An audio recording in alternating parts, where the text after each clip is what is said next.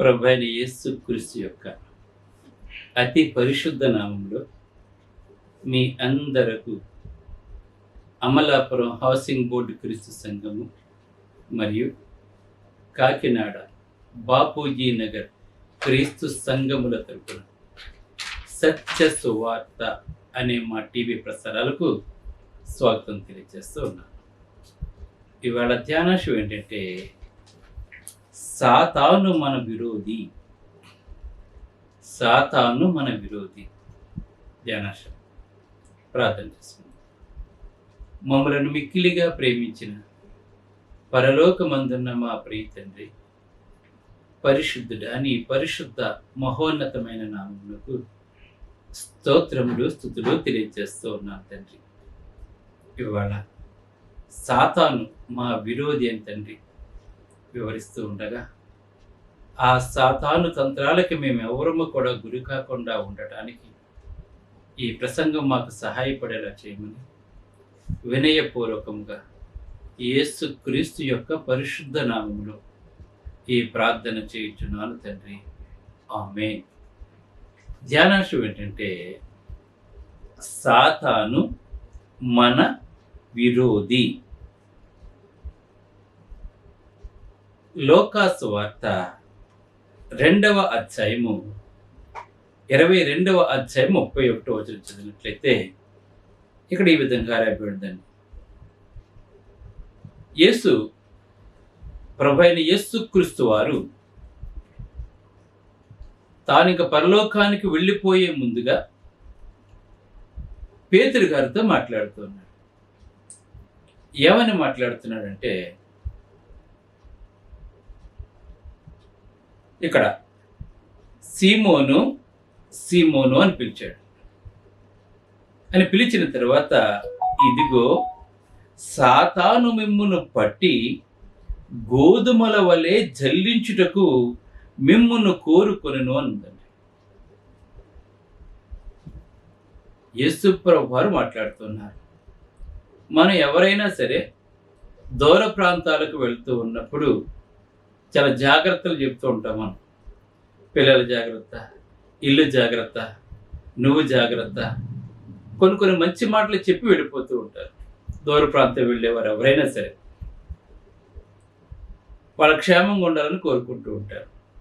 అదేవిధంగా ప్రభు అయిన యేసుక్రీస్తు వారు కూడా ఆయన అందరినీ ఈ లోకాన్ని విడిచిపెట్టి పరలోకానికి తండ్రి వద్దకు వెళ్ళిపోయే ముందుగా పేతురుతో మాట్లాడుతున్నాడు. ఏమని మాట్లాడుతానంటే, ఇదిగో అంటే ప్రారంభం అయిపోతుంది. నేను వెళ్ళిన వెంటనే మొదలైపోతుంది అర్థం అనమాట. దానితో ఇదిగో సాతాను మిమ్మల్ని పట్టి, సాతాను ఏం చేస్తాడు? మిమ్మల్ని పట్టుకుంటాడు. పట్టి గోధుమ వెన్నులో నుంచి గింజల్ని ఎలాగైతే జల్లిస్తారో అలాగ మిమ్మల్ని ఏం చేస్తాడంటే జల్లిస్తాడని చెప్తున్నాడండి.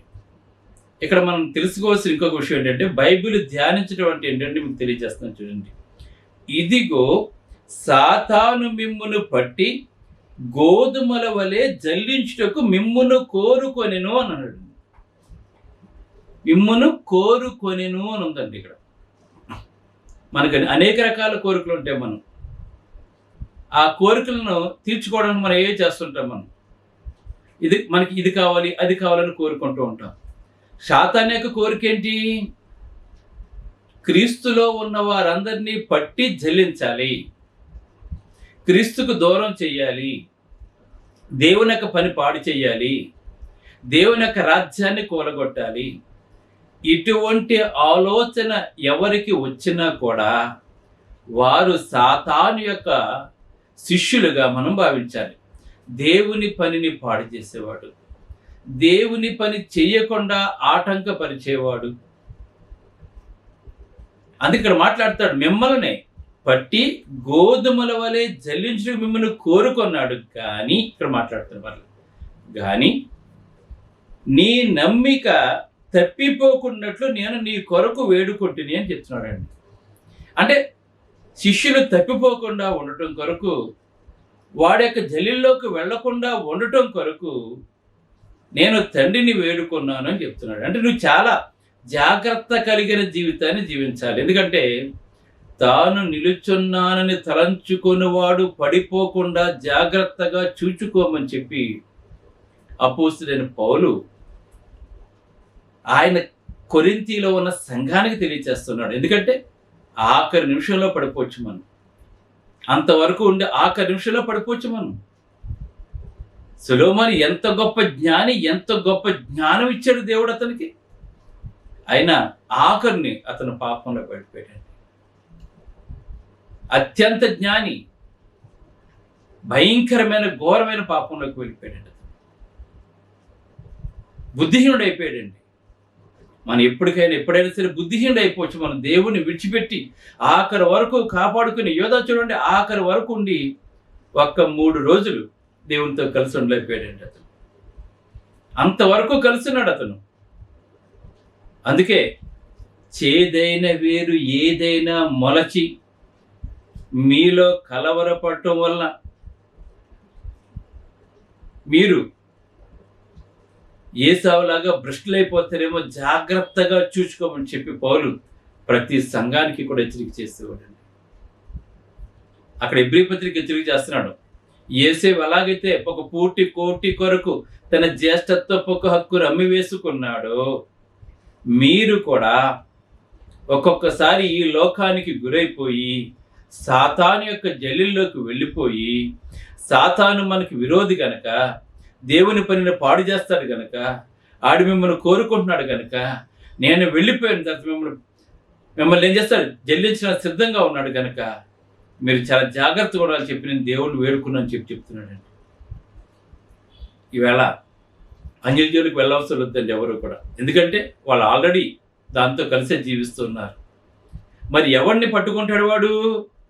ఎవరిని పట్టుకుంటాడు అంటే పేతురు రాసిన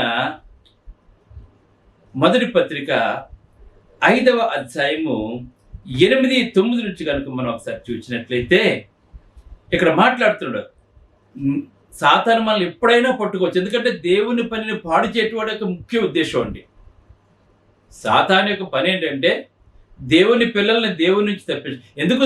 ప్రభు అయిన యేసుక్రీస్తు వారినే ఆయన కొండ మీద తీసుకెళ్ళిపోయి ఈ రాళ్ళను రొట్టెలు చేసుకో, నువ్వు దేవుని కుమారుడైతే రాళ్ళను రొట్టెలు చేసుకో, పైనుంచి దూకేయి, దేవదూతల నుంచి పట్టుకుంటా అని చెప్పి లేఖనాల ద్వారా ప్రభు అయిన యేసుక్రీస్తును కూడా మభ్యపెట్టాలనిపిస్తాడండి.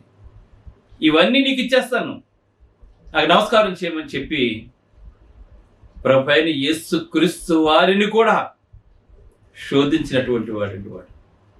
కానీ ప్రభు అయిన యేసుక్రీస్తు వారి శోధనలో పడలేదు, మనం పడిపోతాము. అందుకే జాగ్రత్తగా ఉండమని, అందుకే నిబ్బరమైన బుద్ధి కలిగి ఉండాలి మనం.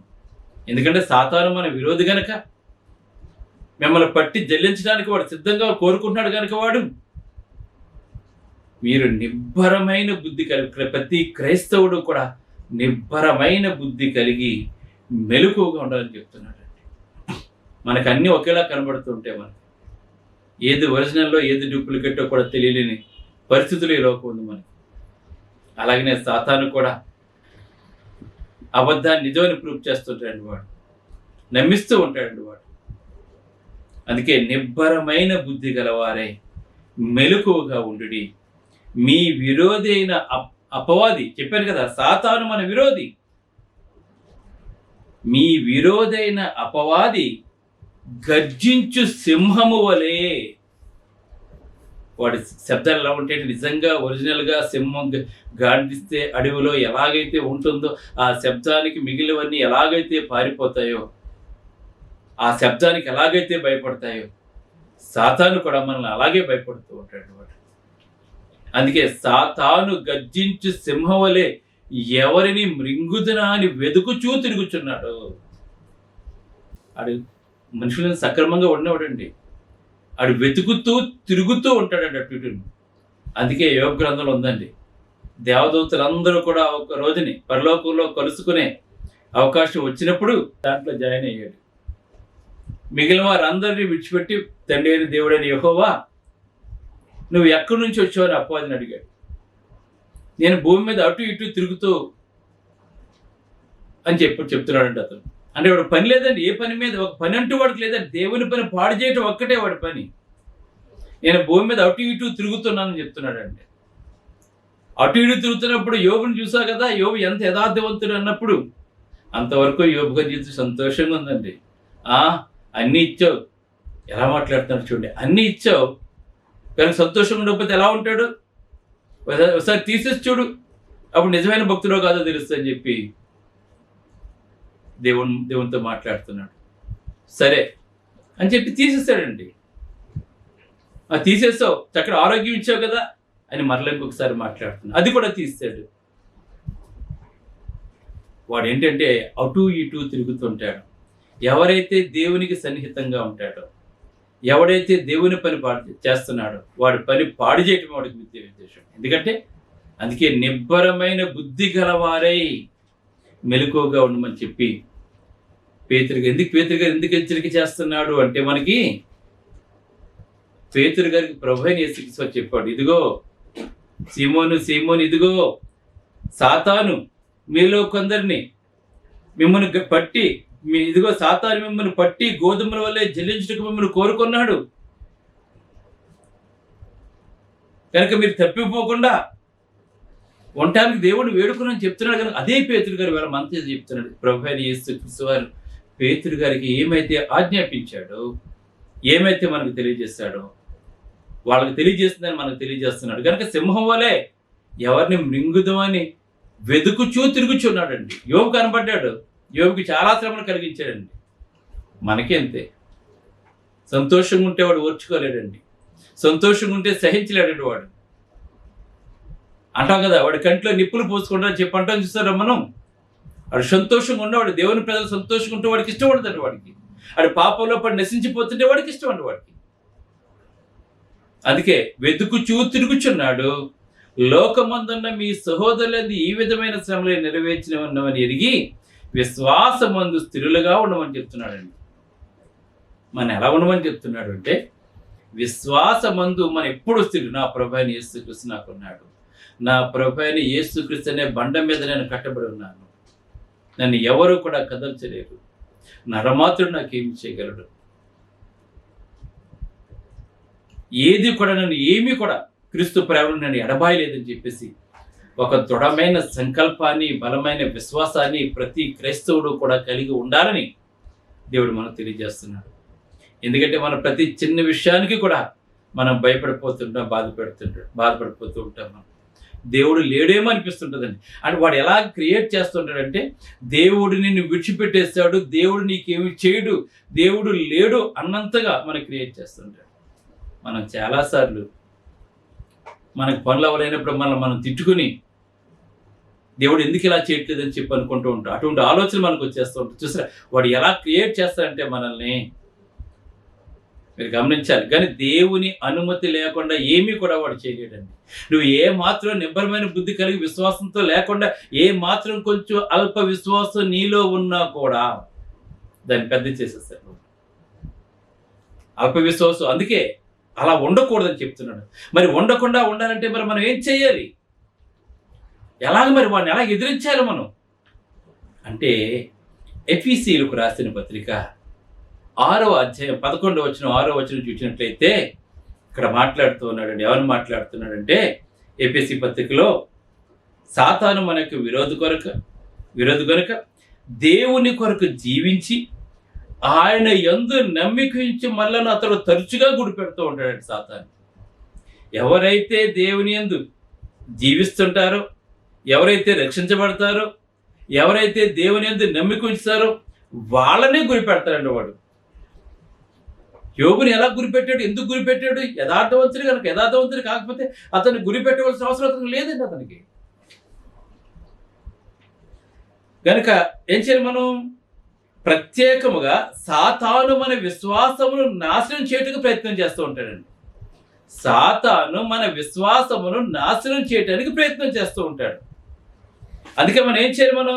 అందువలన దేవుడు చెప్పింది ఏంటంటే మనకి, మీరు అపవాది తంత్రములను ఎదిరించుటకు శక్తిమంతులగునట్లు దేవుడిచ్చి సర్వాంగ కవచమును ధరించుకోవడం చెప్తున్నాడు. ఇతడు యుద్ధానికి వెళ్ళేవాడు, యుద్ధానికి వెళ్ళేవాడికి ఒక ప్రత్యేకమైన డ్రెస్ ఉంటుందండి. అప్పటి కాలంలో అయితే మీరు ఒకసారి గోలియాతుని ఊహించుకోండి. అతనికి చేతులకి, భుజాలకి, నడుముకి, అలాగనే కిరీటము మొత్తం అంతా కూడా ఆ ఇనుముతో చేయబడినటువంటి ఉంటుందండి, వస్త్రం ఉంటుంది వాళ్ళకి. కనుక కత్తి కానీ ఇంకోటి ఏది కూడా తగలదండి, పుచ్చుకున్నా కూడా ఏమీ కాదండి వాళ్ళకి. అందుకే ఇక్కడ ఏమని మాట్లాడుతున్నాడంటే, ఇక్కడ మీరు అపవాది తంత్రములను ఎదిరించుటకు శక్తిమంతుడగినట్లు దేవుడిచ్చు సర్వాంగ కవచమును ధరించుకోవాలి. మనం సర్వాంగ కవచము, మన సాతాన్ని ఎదిరించాలంటే వాడు గర్జించి సింహంవలే మన మీదకి వస్తుంటాడు కనుక, ఎవరిని చెడుపుదామని చెప్పి చూస్తూ ఉంటాడు కనుక, మనం దేవునికి దూరం చేస్తూ ఉంటాడు కనుక, దేవుడిచ్చి సర్వాంగ కవచాన్ని ధరించుకొని అపవాది తంత్రాలను ఎదిరించాలని చెప్పి పౌలు గారు మనకి ఎఫెసీయులకు రాసిన పత్రిక 6వ అధ్యాయం 11లో తెలియజేస్తున్నాడు మనకి. కనుక సర్వాంగ కవచం అంటే ఏంటంటే దేవుని బలము, దేవుని యొక్క కాపుదల. అంటే దేవుని బలము అంటే దేవుని యొక్క బలాన్ని కలిగి ఉండాలి. మన బలం సరిపోదండి సాతాన్ని ఎదిరించడానికి, మన బలం సరిపోదండి. అందుకే దేవుని బలము, కాపుదల అంటే ఆ సర్వాంగ కవచంలో దేవుని యొక్క బలము, కాపుదల ఉన్నాయని అర్థం అనమాట. దానిని ధరించుకొని ప్రతి క్రైస్తవుడు కూడా దేవుని శక్తితో, బలంతో నిలబడవలసి ఉన్నది. మనం దేని ధరించుకోవాలి? మనం ఆ సర్వాంగ కవచాన్ని ధరించుకోవాలి. మనం అంటే దేవుని శక్తిని, బలాన్ని మనం పొందినప్పుడు అపతంత్రాలు మనం తిప్పికొట్టగలం, ఎదిరించగలం అని చెప్పి ఇక్కడ మాట్లాడుతూ ఉన్నాడండి పౌలు గారి యొక్క అర్థం అదనమాట. దేవుడిచ్చే సర్వాంగ కవచం మనం ధరించుకోవాల్సిన వారమే అన్నాం. మనం దేవుని శక్తి లేకుండా, దేవుని బలం లేకుండా మనం ఏమీ చేయలేమండి. మరి ఇశ్రాయేలు ప్రజలు గెలిచారు అంటే దేవుడు వారికి ముందుండి నడిపించాడండి. అందుకే కొంతమంది ఒక రహాబ్ అనే వేసి మాట్లాడుతుంది, దేవుడు మిమ్మలను ఏ విధంగా నడిపించాడో మీ ఎదుట ఏ రాజు కూడా నిలవబడలేకపోయాడని మేము విన్నప్పుడు మాలో మా గుండెలు అదిరినందండి. అక్కడ మాట్లాడుతుంది రహాబ్ అనే వేసి. అంటే మీకు ఎదురు లేదు, ఎందుకంటే దేవుడు మీ పక్షాన ఉన్నాడు కనుక, నడిపించేవాడు దేవుడే కనుక, యుద్ధం చేస్తున్నవాడు దేవుడే కనుక మీ దేవుడి గురించి నేను విన్నాను, మీ దేవుడు గొప్పవాడని చెప్పి రహాబ్ అనే వేశ్య ఆమె వృత్తిలో, ఆమె పాపంలో ఉన్నా కూడా తండ్రి దేవుడైన యెహోవాను దేవునికి అంగీకరించి ఆయన శక్తిని, బలాన్ని కనుకొంది కనుక ఇశ్రాయేలు ప్రజలతో ఆమె జీవించిందండి. ఇశ్రాయేలు ప్రజలతో జీవించిందండి, ఆమె సమానంగా జీవించిందండి. అదేవిధంగా మనం దేవుడిచ్చే సర్వాంగ కవచాన్ని ధరించుకో. దేవుని శక్తి, దేవుని బలాన్ని నువ్వు కలిగి ఉన్నప్పుడు నువ్వు అపాతంత్రాలు తిప్పికొట్టగలవు. మనం దేవుడు తెలియచేస్తాడు. ఆ సర్వాంగ కవచం కనుక నీలో లేకపోయినట్లయితే దేవుని శక్తి, దేవుని బలం నీకు ఎప్పుడు వస్తుంది? క్రీస్తు యేసులోనికి బాప్సం పొందిన మీరందరూ కూడా క్రీస్తుని ధరించుకున్నారని మాట్లాడుతున్నారు. నువ్వు క్రీస్తుని ధరించుకున్నప్పుడు, దేవుడు స్వరత్వం ఇచ్చి సంపాదించిన తన సంఘంలో నీవు ఉన్నప్పుడు, ఆత్మతో సత్యముతో నువ్వు దేవుని ఆరాధిస్తూ ఉన్నప్పుడు, ప్రార్థన యందు, సహవాసమందు, రొట్టె విచ్చినందు, వాక్యమందు ఎడతెగక నువ్వు జీవిస్తూ ఉన్నప్పుడు దేవుని యొక్క శక్తి, బలం ఎల్లప్పుడూ కూడా నీకుంటాయి. నువ్వు ఎప్పుడు స్థిరుడుగా ఉంటావు, కదలని సియోను పర్వతం వలె నీవు ఉంటావు. ఎందుకంటే నువ్వు క్రీస్తుని ధరించుకున్నావు. ఈ లోకములో ఉన్న వాని కంటే నీలో ఉన్నవాడు గొప్పవాడని చెప్పి దేవుడు మనకు తెలియజేస్తున్నాడు. ఈ లోకంలో ఉన్నవాడి కంటే, సాతాను కంటే, మరణం కంటే నీలో ఉన్నవాడు గొప్పవాడు. ఆ మరణాన్ని జయించగలడు, శాతాన్ని జయించగలడు, పాపాన్ని జయించగలడు అని చెప్తున్నాడు దేవుడు. కనుక దేవుని శక్తి, బలము నీకు రక్షించబడిన తర్వాత వస్తాయి. నువ్వు దేవుడు స్వరక్తం ఇచ్చి సంపాదించిన తన సంఘంలో నీవు ఉన్నప్పుడు ఆ శక్తిని, బలాన్ని కనుక్కుంటావు. దేవుడు మనకు తెలియజేస్తున్నాడు ఈ విషయాన్ని.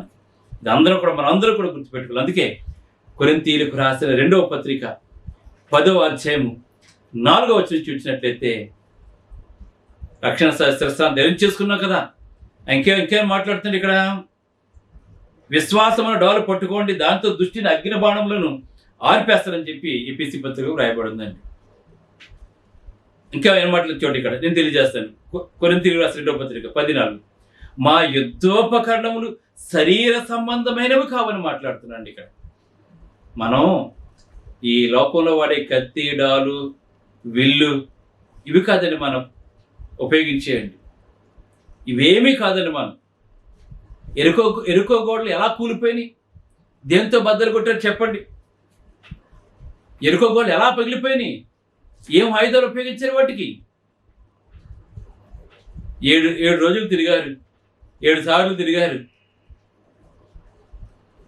యెహోవాకు జయమన్నారు, యెహోషువకు జయమని చెప్పన్నారు, కూలిపోయినాయి. మనకి ఎటువంటి యుద్ధోపకరణాలు అవసరం లేదు. మన ఈ లోకంలో ఉన్నట్టుగా కర్ర, కత్తి ఇటువంటి పట్టుకోం మనం. అన్యులు పట్టుకుంటారు, వాళ్ళకి కావాలవి ఆయుధాలు, వాళ్ళకి కావాలి తుపాకులు, ఇవన్నీ కూడా వాళ్ళకి కావాలి. మనకు అవసరం లేదు. మనకి దేవదూతలు ఉన్నారు. మనకి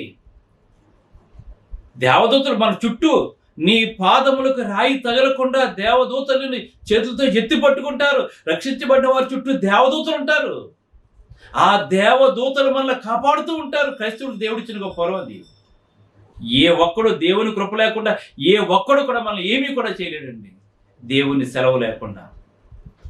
అందుకే మాట్లాడుతున్నాడు ఇక్కడ, మా యుద్ధోపకరణములు శరీర సంబంధమైనవి కావు కానీ దేవుని ఎదుట దుర్గములను పడదోయ జాలినంత బలము కలవై ఉన్నాయని చెప్తున్నాడండి. ఎటువంటి ఆయుధం మన దగ్గర? శరీర సంబంధమైనవి కాదు కానీ దేవుని ఎదుట దుర్గములను పడద్రోయగలిగినంత బలము కలిగి ఉన్నాయని చెప్తున్నాడు మనకి. అంతే, 2 మాటలు మా యెహోషువ చేయమన్నారు, దేవునికి చేయమన్నారు, ఫినిష్ అయిపోయిందండి. గోడ కూలిపోయింది. ఎన్ని సంవత్సరాలు కట్టారు దాన్ని? కనుక దేవుడు మన పక్షం ఉండగా మనకి విరోధి ఎవడు? అందుకే సుస్థిరమైన స్థానంలో నిలబడి విరోధికి లొంగిపోకుండా వానికి వ్యతిరేకంగా పోరాడి విజయం సాధించడమే క్రైస్తవం అంటేనే. మనం ఓడిపోం, వెన్ను తిప్పం. మనం వెన్ను తిప్పనివాడు దేవుడు ఎక్కడా కూడాను. ఏం చేస్తాం మనం? ఈ సర్వాంగ కవచాన్ని ధరించుకొని మనం ఏం చేస్తుంటాం అంటే సుస్థిరమైన స్థానంలో నిలబడి ఉంటాం. అలా మనం వాడు సింహాన్ని చూసి జంతువులు పారిపోతుంటే, కానీ సింహం వలె అరుస్తాడు వాడు. సింహం కాదండి వాడు. మనం ఏం చేస్తాం? వాడు వస్తుంటే ఏం చేస్తాం? ఎదురుకొని నిలబడతాం మనం. ఎందుకంటే దేవుని శక్తి బలాన్ని కలిగి ఉన్నాం మనం. ఏం చేస్తాం? విరోధికి లొంగిపోకుండా వారిని వ్యతిరేకంగా పోరాడి చేసేస్తాం మనం.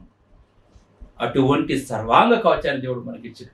వాడికి ఎదురుగా నిలబడి పోరాడి విజయం సాధించే కృపను మనకి ప్రభువైన యేసుక్రీస్తు ద్వారా తండ్రి అయిన దేవుడు మనకు అనుగ్రహించాడండి. అందుకే క్రీస్తు యేసు ద్వారా జయం అనుగ్రహిస్తున్న తండ్రికి కృతజ్ఞతాస్తుతులు తెలియచేయడం అని ఎల్లప్పుడూ కూడా మన జీవితంలో. క్రీస్తు యేసు మూలముగా జయం అనుగ్రహిస్తున్న తండ్రికి మనం ఏం చేయాలి? మనం కృతజ్ఞతాస్తుతులు చెల్లించాలి మనం. కనుక సాతాను మన విరోధి. పేతురుతో చెప్తున్నాడు, ఇదిగో పేతురు, సాతాను మిమ్మల్ని పట్టి జల్లించి గోధుమలు జల్లించాలని చెప్పి కోరుకుంటున్నాడు. అందుకే నిబ్బరమైన బుద్ధి గల వారే మెలకువగా ఉండండి. దేవుడు తెలియచేస్తారు ఇవాళ. దేవుడిచ్చే సర్వాంగ కవచాన్ని ధరించుకోండి. అపవాది వేసే ప్రతి బాణాన్ని తిప్పికొట్టగలం.